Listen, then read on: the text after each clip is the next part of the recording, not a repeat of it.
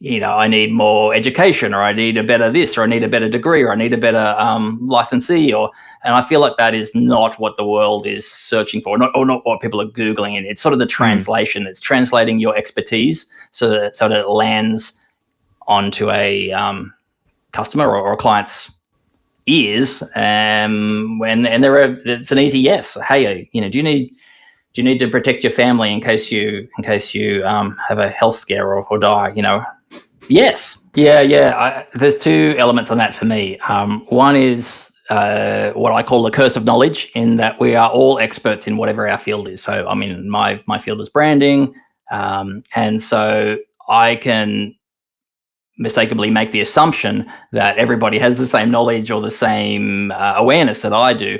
And this very much happens with money. Money is a bit of that taboo topic for a lot of people, and so answering some of the basics of what is insurance, why might I need insurance, what is what does premium mean, and how does this work? At the end of the day, I think the reason finfluencers kind of became a big thing and is because a lot of the ones out there are young people going through their own financial journey and just sharing that online. And then they became finfluencers. So a lot of them, and the thing that they've done really well that the finance profession hasn't done well, is they make things so simple because they don't assume people know anything. Yeah. Because they're finding out these things for the first time and they're sharing it and going, oh, hey, guess what? VAS means it's Vanguard, and while finance people may be saying, oh yes, the top 5 stocks is VAS and this, that, and the other, and people are like, well, what is a stock? And so the finance world aren't even explaining that stuff. So that's what my takeaway is from my learnings is just try and make things simple. Totally, and it reveals the gap. It reveals that how the advisor network has turned up isn't meeting the needs of the general public. And that's and whatever stance you take on influencers or not, the reality is there's a gap, and you have a choice to step into a place of authority and expertise. It's all good and well to say we should communicate in a simple way, but how are we doing that? Should we think about creating videos, blog posts, social media posts? Like what do you think is working? What do you see as a good way to actually communicate that knowledge? Yeah, this is a huge question. So one, I would start with your website, because it's where people eventually get funneled to. So we make sure that the language on your website is simple and clear and concise, and actually talks to your customers' pain points.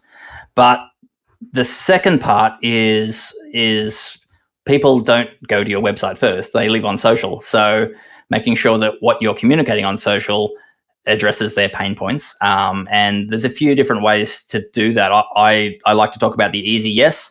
I also like to talk about behind the curtain. And I have got a bit of a social media concept for you in terms of what could work. But I think to answer your question simply would be video is definitely still cutting through the most. We can apply this to any business, but one of the things that I'm doing for my own world is mini launches, and I'm doing them monthly. And so what I mean by that is I'm taking content that I already produced for a customer, and I'm sharing a segment of it to the outside world, to social. So one of them is about how I do the discovery session, or how I do some of the workshop. Like Phil, you and I have done that process, and it's quite a long process, but I can reveal aspects of what I do with a client and what it reveals without revealing too many of my sort of trade secrets, and it all of a sudden whets people's appetite of like, oh, this is interesting. This is something that I want to hear about.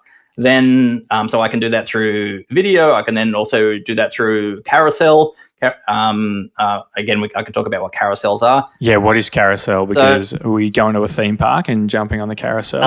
Like that. So a carousel is a piece that you can scroll across. So I use them on LinkedIn. I mainly play on LinkedIn.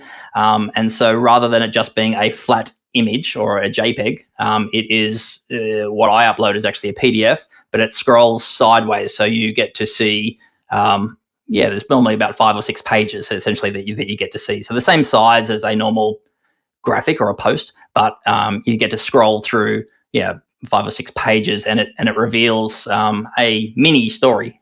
Yeah. And you can do that on Instagram Yeah. and Facebook and stuff like that. Yeah. So on most platforms, as I said, I play Yeah. I play a lot more on LinkedIn, but it definitely gives a deeper engagement level than just a flat JPEG. And then I ask for a hand raise, or ask for, hey, who's interested in getting the worksheet to see how I reveal these results. And so you ask people to buy into it. You ask people for a response. Cool. And then you can invite them, which I try to do, invite them into a monthly workshop or a monthly webinar, so that you actually solve that for them live. So instantly there's a way of doing a monthly pieces of content without it being, I don't know, this giant, what are we going to create? It's like, just use the bits that are already around your business and just reveal 10% of it. You don't have to reveal it all. Just reveal 10% of it, whet people's appetite, ask for who's interested in knowing more. And do that for 6 months, and I guarantee you will have people knocking at your door, consistently. Yeah.